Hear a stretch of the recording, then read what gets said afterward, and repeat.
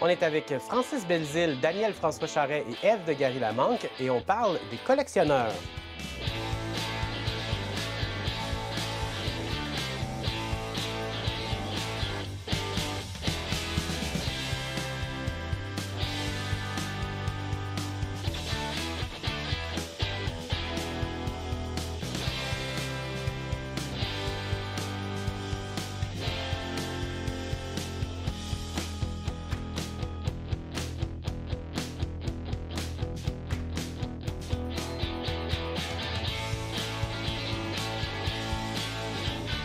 Les collections, les collectionneurs, moi personnellement, par exemple, je collectionne les chroniqueuses depuis quelques années.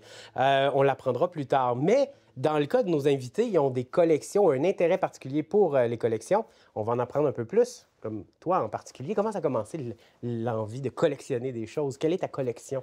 Moi, je collectionne des œuvres d'art. Étonnant. Et puis, j'ai été pendant plusieurs années conservatrice dans un musée où je gérais une collection. Ah oui. Puis, en tant qu'historienne de l'art et commissaire, j'ai fait plusieurs années de recherche, en fait, sur notre relation avec l'objet et sur le collectionnement. Ouais, là, on est à un autre niveau. Là. On est au niveau professionnel de la collection. J'ai hâte de voir la différence qu'il y a. De ton côté, Francis, qu'est-ce que... Jonathan, moi, je collectionne beaucoup d'affaires. J'ai une collection de bandes dessinées. Je suis un amateur de James Bond. Ça fait que ça date de plusieurs années. Mais on a encore peut-être un penchant, un intérêt pour la collection d'œuvres artistiques un peu, là, pour ce qui est des BD. Puis, est-ce que tu en as beaucoup? Ça. Beaucoup. Ah oui, beaucoup. Ça veut dire quoi, beaucoup? En fait, j'ai la collection complète de Tintin en livre ordinaire et en collection de luxe. OK. Collection complète de Lucky Luke et collection complète d'Astérix. Ah oui, OK. J'ai tous les albums. Il y a beaucoup de Québécois aussi qui ont collectionné les Tintins, mais qui n'ont peut-être pas réussi à arriver au bout, ou les Astérix. On y reviendra. Et de votre côté, de ton côté?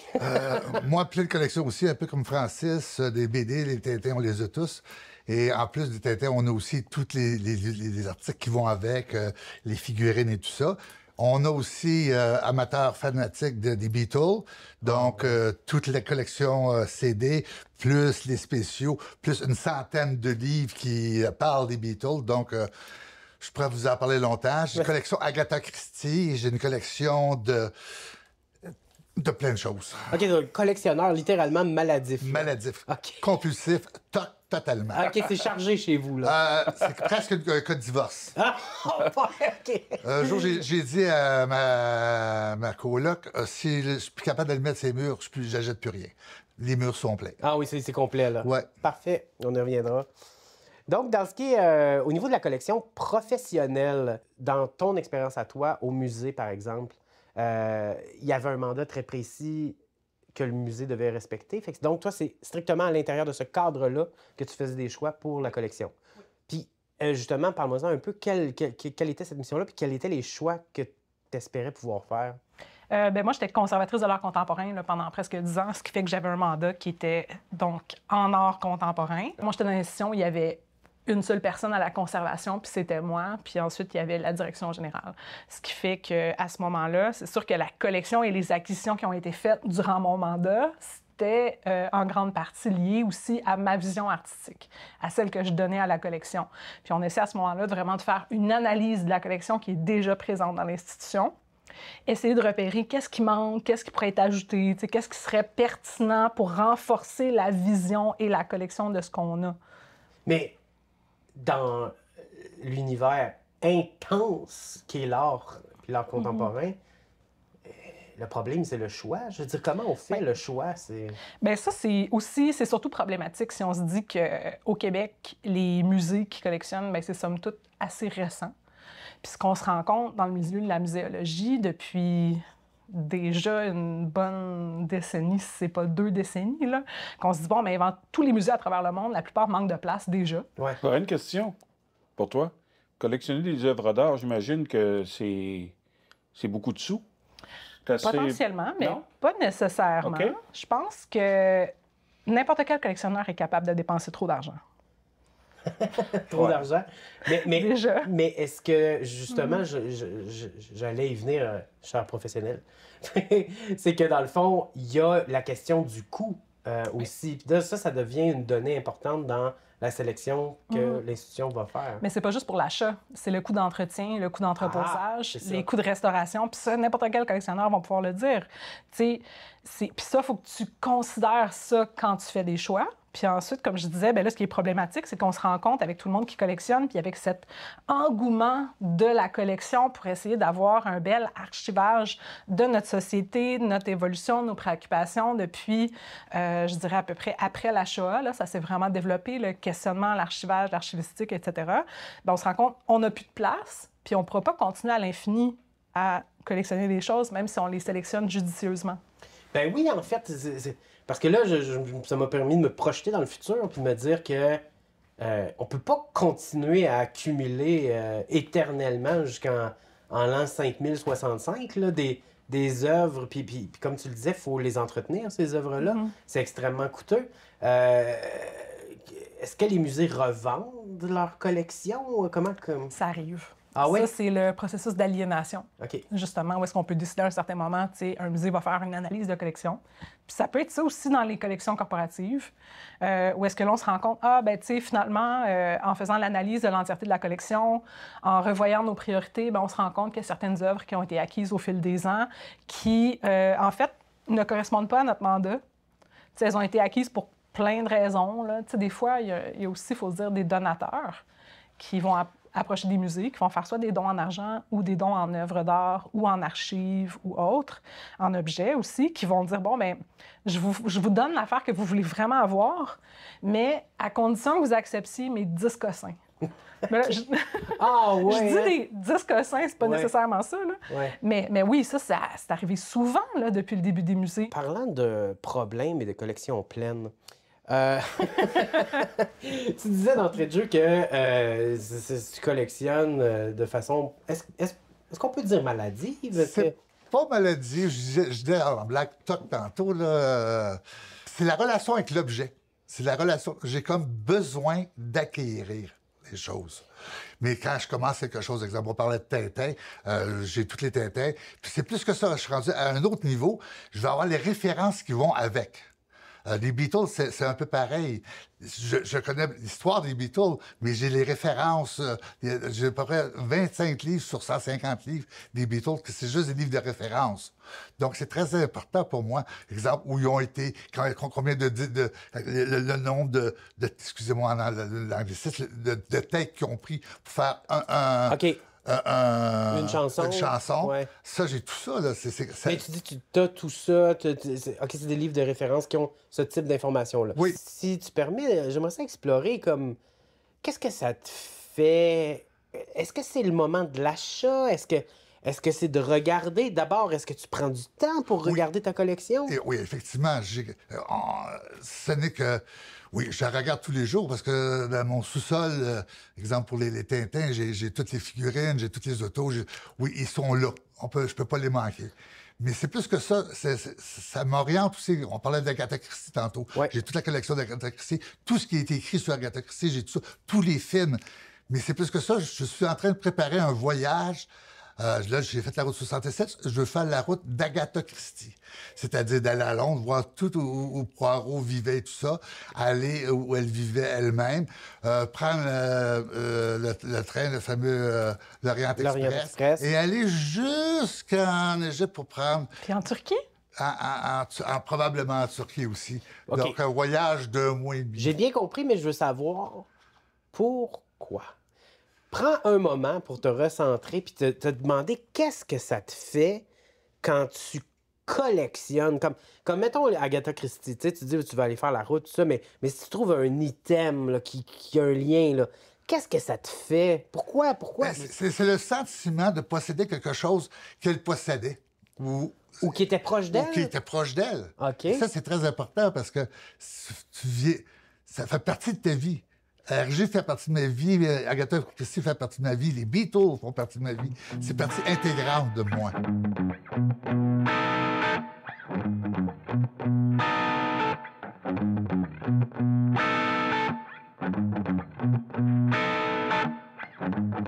Les collections et les collectionneurs. Moi, j'aimerais ça être un collectionneur pour vrai, parce que j'ai un respect et j'ai une admiration pour les gens qui sont passionnés à propos de n'importe quoi. Puis tu sais, ça peut être des figurines de Garfield, là. C'est hot, là. Quand t'es passionné, que comme à chaque fois que tu vois une nouvelle figurine de Garfield, ça te rend heureux. J'aimerais ça, hein. Moi, je suis vide en dedans un peu, I guess, mais comme imagine, là, tu t'en vas sur Amazon, t'écris figurine de Garfield, pis ça te remplit de bonheur. T'es comme, hey, je veux les avoir toutes. C'est un peu fou, mais c'est admirable. T'as une affaire, pis t'es comme, hey, j'aimerais ça avoir d'autres affaires, tu sais. Là, t'en achètes un autre, t'as 2 affaires. Pis là, t'es comme, ouais, 2, c'est comme pas assez. J'aimerais ça d'en avoir 5000. Ça commence de même, tu sais. T'as 2 affaires, que c'est la même affaire, c'est le début d'une psychose, là. Parce que quand ça part, tu t'arrêtes plus. Mais l'affaire, par contre, c'est que quand t'as toutes les affaires, là, pis que t'as accompli ton but dans la vie, je pense pas que ça finit là, là. Tu regardes pas ta pièce remplie de figurines de Garfield en te disant « Hey, je suis enfin heureux. » là. T'es comme « Hey, ma vie, là, est comme passée aux poubelles, je pense. » là. Et là, tu sors de ta psychose. Là. T'es comme « Oh, ouais, j'aurais peut-être pu voyager ou avoir des relations interpersonnelles. Mais là, j'ai comme une pièce qui me sert à rien. I guess que je pourrais avoir un article dans le journal. C'est mieux que rien. » Tu sais, Tintin, une fois que tu l'as lu, c'est fini, puis c'est ça. Comme, c'est quoi qu'il y a dans Tintin pour que tout le monde pète un câble et veuille avoir la collection? Et Hergé s'est inspiré beaucoup de l'histoire hein, OK. pour écrire ses livres. D'ailleurs, c'est très bien décrit et raconté dans la collection de luxe. Là. Il fait beaucoup de références avec ce qui s'est passé dans le monde réel. Puis ça, c'est quelque chose qui, justement, te fascine au point où de posséder la collection, puis des fois, est-ce que tu relis la collection? De temps à autre, oui. Puis je reviens à ce que disait Daniel François tantôt. Moi, ici, c'est le moment quand sort quelque chose. Je te donne l'exemple du prochain Astérix. Là. Ouais, OK. Prochain Astérix, j'ai hâte. Là. Ah oui? C'est juste, tu sais, le fait de le posséder, là, tu te dis, je l'ai, tu le lis, tu le mets dans ta bibliothèque, il est classé. C'est le moment de l'achat. Ah mon Dieu, mais ça, d'un autre côté, je t'écoute puis je me dis, que ça doit être dur une fois que tu l'as puis qu'il est acheté. Je sais pas, mais il n'y a pas un côté, c'est comme un peu déprimant. Éphémère. C'est sûr que une fois que tu l'as lu, ouais. tu le mets dans la bibliothèque, mais au moins tu l'as. Souvent, les gens disent, oui, mais Tintin ou Hergé ou Walt Disney, c'est des gens qui étaient ci, qui étaient... Oui, mais c'est des gens qui étaient de leur époque, donc qui ont écrit aussi de façon de leur époque. C'est ça qui est important dans la chose. Très particulier parce que il y a quelque chose maintenant qui s'appelle le cloud. Puis maintenant, on est beaucoup sur la dépossession, la dématérialisation des choses. Puis je me demande si la collection a un avenir, justement. Puis c'est drôle que tu disais que tes enfants n'étaient pas tant intéressés par ta collection. Oui, ils seraient plus intéressés peut-être par ma collection de disques, mais pas par ma collection de Tintin. Ça prend de la place. Oui. Moi, ce que je trouve intéressant avec tout ça, là, il y a 2 items. D'ailleurs, d'abord, moi, je suis le type de collectionneuse. Je suis pas comme vous, parce que comme individu, pas juste comme professionnel, je collectionne aussi. Moi, ce qui m'intéresse, c'est pas juste le thème, c'est la première édition. Il faut qu'il y ait une valeur, une aura autour de l'objet qui est significative, un élément historique, etc. Je vais regarder l'état de l'objet aussi, ça c'est super important. Fait que, tu sais, bon, on se dit aussi, on sait bien, elle a été conservatrice d'un musée, fait que ça va tout ensemble. Oui, mais non, je pense que c'est aussi peut-être pour ça que j'ai été conservatrice, puis je suis allée en muséologie, tout ce rapport à l'objet. Puis ce qui m'intéresse dans votre façon de collectionner, tu sais, puis le désir, l'espèce de pulsion là, qu'on doit posséder l'objet, puis l'ajouter à la collection, bien, c'est qu'en tant que commissaire, j'ai fait beaucoup de recherches justement sur ça. Puis autant j'ai lu des textes, bon, bien sûr, d'histoire de l'art, mais tu sais, je suis allée en psychologie, en psychiatrie, en sociologie. Je suis allée dans plusieurs aspects de la question, puis je trouve ça vraiment intéressant parce que il y a des sociologues, entre autres, qui ont vraiment été jusqu'à dire que le collectionnement ou la collection, là, ça part dans l'enfance. C'est la première façon, normalement, qu'un enfant a d'appréhender le monde autour de lui, puis de se l'approprier, puis d'être capable de s'inscrire dans cet univers-là, finalement, qui est à l'extérieur de lui. Fait que c'est un premier réflexe, on voit ça dans le développement de l'enfant, finalement, là, que la collection, ça en fait partie. Puis chez certaines personnes, ça reste toute leur vie. Puis c'est super intéressant pour moi, justement, de voir cette espèce de... Qu'est-ce qui fait? C'est quoi l'impératif qu'on doit collectionner? Puis là, on étudie certains différents profils de collectionneurs que, justement, ils doivent absolument avoir le prochain objet, mais on se retrouve dans... Souvent, puis c'est pas toujours le cas, puis ça m'intéresse de le savoir chez vous, là, souvent, quand la collection est complète, il y a un désintérêt complet envers la collection. Là, je vois non. Non, pas du tout. Ah, oui, Parce qu'il y a des cas en psychologie qui ont étudié ça, là, qui disent quand c'est plus intéressant. C'est le fait que tu fais sa relation avec l'enfance. J'ai un tableau chez nous et où on voit j'ai ma caricature et on voit mes cheveux d'enfant. Et mon pied d'enfant quand je suis né. Donc, ça remonte jusqu'à là dans ma collection. Parce que ma mère collectionnait aussi des choses qu'elle m'a transférées. Et la relation, je te dirais, c'est comme un besoin... Parce que j'ai de milieux populaires où on n'avait pas tant d'argent que ça. Et un jour, quand j'ai commencé à avoir un peu d'argent, c'est comme si quelque chose qui m'avait manqué dans ma jeunesse. Parce que j'ai toujours collectionné les Tintins, mais là, c'est devenu empirique. Parce que c'est plus juste Tintin, là. C'est... Comment il a écrit ce livre-là? Il y a des références, je veux les avoir, ces références. Les Beatles, les références des Beatles. Je m'en sers pour voyager, je m'en sers pour faire des trajets futurs. Ève, ce que tu as dit, c'est un peu vrai, mais d'un autre côté, on ne sait jamais si c'est complet ou pas. Je te donne l'exemple d'Astérix. Astérix, tu te dis, bon, il y a peut-être un désintérêt, on place le livre dans la bibliothèque, c'est fini, mais là, il y en a un autre qui sort. Je donne l'exemple des James Bond. Des James Bond, il va toujours en avoir au 1 ou 2 ans. C'est ça qui est particulier. C'est que vos collections ont la possibilité de toujours grandir. Puis avec Daniel François, ce qui est le fun, c'est que lui a fait « Ah, ben regarde, j'ai la collection de tous les Tintins, mais là, maintenant, il va dans le niveau secondaire puis le niveau tertiaire. » Fait que ça grossit sans cesse. Mais tu sais, si je regarde, mettons, un collectionneur de jeux de Nintendo, tu sais, eux autres, ils se disent « Bon, ben là, regarde, quand j'ai tout le set, mettons, Nintendo nord-américain, en français, en anglais, tous les jeux qui ont été faits, il y en a qui coûtent super cher, qui sont vraiment difficiles à trouver. Bien là, il reste qu'après, ils ne vont plus nécessairement les utiliser. Ils vont chercher des jeux japonais. Du côté japonais, exactement. Bien, parlant de collectionneurs de Nintendo, tantôt on a parlé de l'aspect professionnel, comment est-ce que les collections peuvent se développer, dépendamment du budget, puis de l'intention muséale derrière, mais ta collection personnelle. Oui. Donc, as-tu comme une collection ou des collections? Ben, j'avais pas pensé. J'ai des jeux vidéo aussi, là, mais je collectionne surtout les œuvres d'art, en fait. OK. Bon, OK. C'est les œuvres d'art. Oui, vraiment. Mais t'as pas les BD, les comics, des trucs comme ça, t'as pas ça? Ben, j'en ai eu. Ah, mais tu sais, ça, à un moment donné, il fallait que je fasse des choix, là, entre autres, parce qu'il y a eu un moment dans ma vie où je suis déménagée en Alberta, puis je pouvais pas nécessairement apporter toutes mes collections. Puis il y a une petite partie qu'il a fallu qu'il aille chez mes parents, puis une autre partie qu'il a fallu que je me départisse.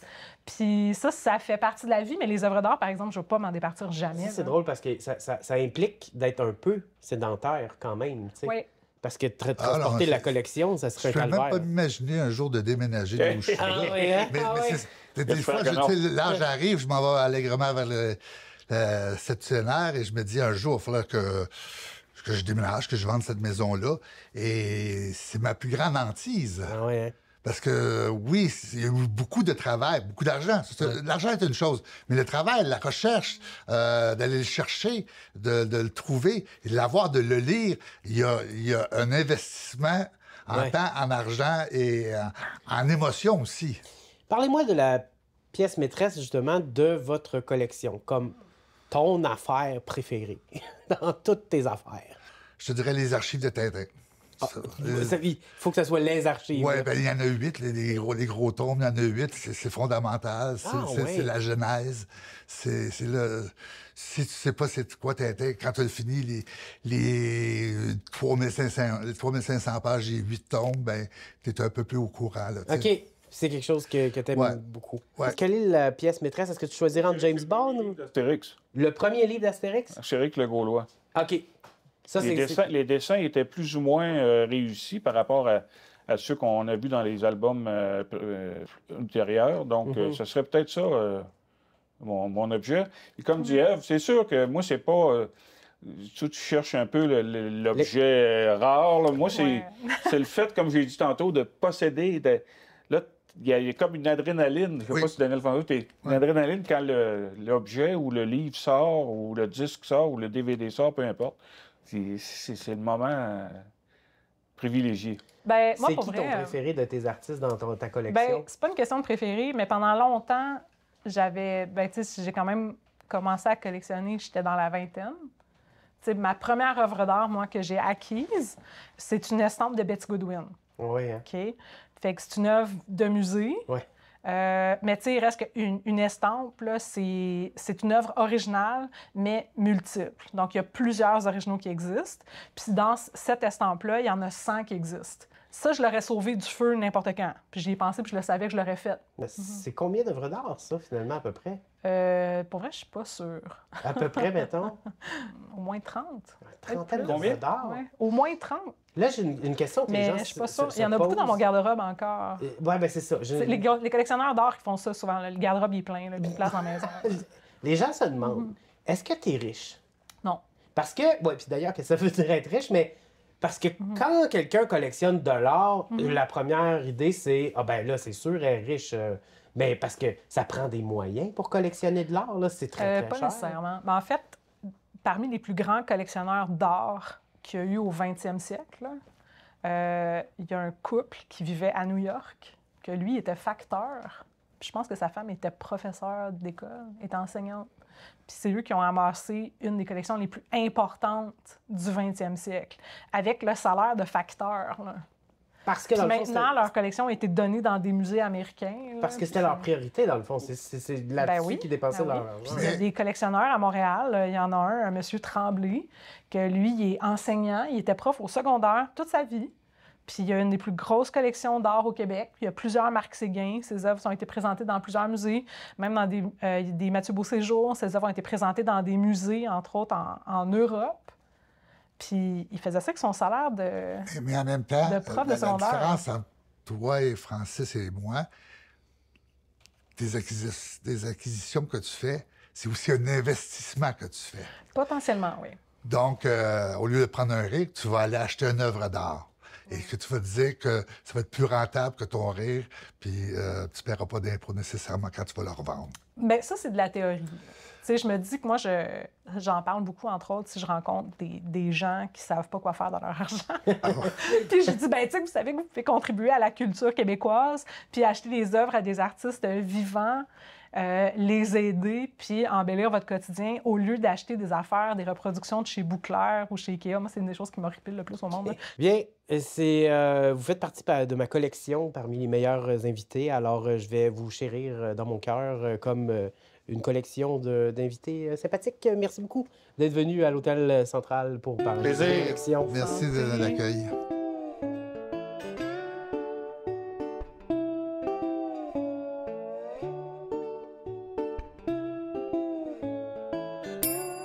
As-tu une collection à la maison? Ben, à la maison, non, mais je collectionne les chroniqueuses depuis les 6 dernières années. C'est ça. Ils ont toutes leurs petites qualités. C'est très intéressant. Tu vas-tu me tabletter après le Non, livre? puis je peux t'échanger peut-être, on ne sait pas. Comme une carte Pokémon. Mais tu prends de la valeur aussi. Ah, j'aille pas ça, je te remercie. Il y a quelques centaines de milliers d'années, on a découvert que le sapien collectionnait. Donc, c'est pas nouveau. Ah oui? C'était pas des chroniqueuses à ce moment-là qui collectionnaient, mais plutôt des silex usagés Des hérités roches. de leurs aïeux. Des Ben roches. oui. Des roches qui pouvaient servir. Donc, c'était pas des timbres, mais c'était des roches utiles que les sapiens gardaient en mémoire de leurs aïeux à l'époque. Ça fait quand même longtemps là, qu'on collectionne des choses. L'envie de collectionner, là, c'est aussi vieille que l'humanité entière. Que l'âge de pierre. Bien joué. Oui. Bien joué, j'ai tout aimé. La collection, là, savais-tu qu'avoir une collection, ça remplit notre besoin fondamental d'amour? Oh, palaille, OK. Là, je t'amène dans la psychanalyse, mon ami. Accroche-toi. Je suis prêt. Je suis prêt. Collectionner des choses, des objets, ça touche une corde très, très sensible, puis ça vient jouer dans nos émotions profondes. OK? Selon certaines théories évolutionnistes, la collection est vue comme un moyen d'attirer des âmes sœurs potentielles en montrant notre façon d'accumuler des ressources. OK. Pas pire, hein? Pas pire, hein? Plus simplement, si tu trouves quelqu'un qui partage la même passion que toi pour les timbres, ben vous disposez d'une entrée en matière parfaite pour commencer à vous accoquiner. Fait que, effectivement, peut-être que tu pourrais trouver l'âme sœur grâce à une collection. Quelqu'un qui aurait une collection de chroniqueuses aussi. Entre autres, ça serait étrange s'il y avait une deuxième personne comme toi sur Terre. Mais regarde, on sait jamais. D'où ça vient, cet amour-là pour les objets? Bien, le psychanalyste américain Werner Mustenberger dit que ça vient de la petite enfance. C'est sûr que j'ai garoché son nom. C'est sûr que c'est pas comme ça qu'il dit, lui, dans son quotidien. Ça dit que ça vient de la petite enfance, cet amour-là des objets, que le bébé, quand il est bébé, il fait pas la distinction entre lui et sa mère. Hein? Il y a une espèce d'état fusionnel. Mais qu'un jour, ben, il s'aperçoit que la maman peut s'absenter. Et là, il vit un traumatisme parce qu'il y a une partie de lui qui s'éloigne et qui s'en va. Alors, il est angoissé, il va tendre les mains, le bébé, puis il va saisir un objet qu'il va garder près de lui, un objet transitionnel qui va soulager sa peur d'être abandonné, puis sa solitude et tout ça. Et le collectionneur retrouverait dans chacune de ses possessions, dans chacun de ses objets, le pouvoir de l'objet transitionnel. Play, OK. Je sais, là, je t'amène loin dans la psychologie, mon homme. Chaque objet a un sens particulier pour la personne qui le possède. Puis ça remonterait à notre enfance, notre besoin de s'accrocher à un objet, de sentir qu'on possède quelque chose, qu'il y a comme un état d'amour entre l'objet et nous. Oui, comme la doudou, finalement. Bien, c'est ça. C'est une collection de voitures de luxe, mais c'est comme des doudous. Exactement. Puis la passion qu'on a pour un objet n'a pas forcément de lien avec le fait que l'objet est rare ou que l'objet vaut cher. Ça n'a pas de lien. Ça peut être, comme on mentionnait, tu peux triper sur les roches. Habituellement, ça ne vaut pas grand-chose, la garnotte. Mais c'est comme inexplicable, ce lien-là. C'est une projection de notre psychisme, notre collection de roches. Ouais. J'aime tout ça. On dit que amasser des petites voitures ou des poupées, par exemple, avoir une collection de ça, c'est être attaché à notre enfance. Avoir plein d'affiches de Woodstock, par exemple, c'est que tu as une fixation sur un passé que tu as vécu. Si tu recherches des objets de Louis XIV, par exemple, c'est une façon pour toi de te réfugier dans l'histoire puis de perdre le sentiment du moment présent. Ça va vraiment loin. Ça va loin. Je me demande ce qu'il y aurait à dire sur ma condition psychologique particulière. Absolument. Il y a des caractéristiques quand même aux collectionneurs. On les reconnaît, les collectionneurs, à 4 caractéristiques. Le désir de possession, le besoin d'activité spontanée, l'entraînement à se surpasser, puis la tendance à classer. Si tu as ces 4 caractéristiques-là, il y a de bonnes chances que tu sois un collectionneur. Puis on retrouve ces traits-là surtout chez l'enfant. Il semblerait que c'est entre 7 et 12 ans que le besoin de collectionner se développe. OK. C'est quand même tôt, là, les premiers désirs de collection. Il y a des collectionneurs célèbres, des gens qui ont décidé d'amasser chez eux des objets bien particuliers. Je pense au réalisateur Quentin Tarantino. Lui, chez lui, il y a une immense collection de jeux de société tirés de films ou de séries. Oh, wow. C'est ce qui le fait triper. Tom Hanks, il aime les machines à écrire. Les vieilles machines à écrire, il y en a plein chez lui. Penelope Cruz, ça, je ne comprends pas. Elle adore les cintres. Hop là! Hop là! Ça va pas bien. Angelina Jolie, elle a un petit penchant pour les couteaux. Ah, bien là, ça, je comprends par contre. Tomb Raider, oui. Peut-être, je sais pas. Et finalement, Johnny Depp, lui, j'étais un peu inconfortable quand j'ai découvert sa collection, mais je vais t'expliquer jusqu'au bout. Alors, lui, il collectionne les Barbies. Jusque-là, tu as le droit d'aimer les Barbies. Moi, là, je suis ouverte à ça. Le hic, c'est que la raison pour laquelle Johnny Depp collectionne les Barbies, il les utilise, les Barbies, pour développer des personnages puis pratiquer des voix. Ah oui, hein? Ça va bien, ça va bien, lui, ça va très bien. Lui, ça va très bien. Oui, ça va bien. Fait que ta collection là, de chroniqueuses, là, dans le fond... Il n'y a rien là, finalement. Il y a rien là. Non, c'est ça. Non, continue, là. Ben, je vais continuer certainement. Je reviens pas. Ben, on verra. OK.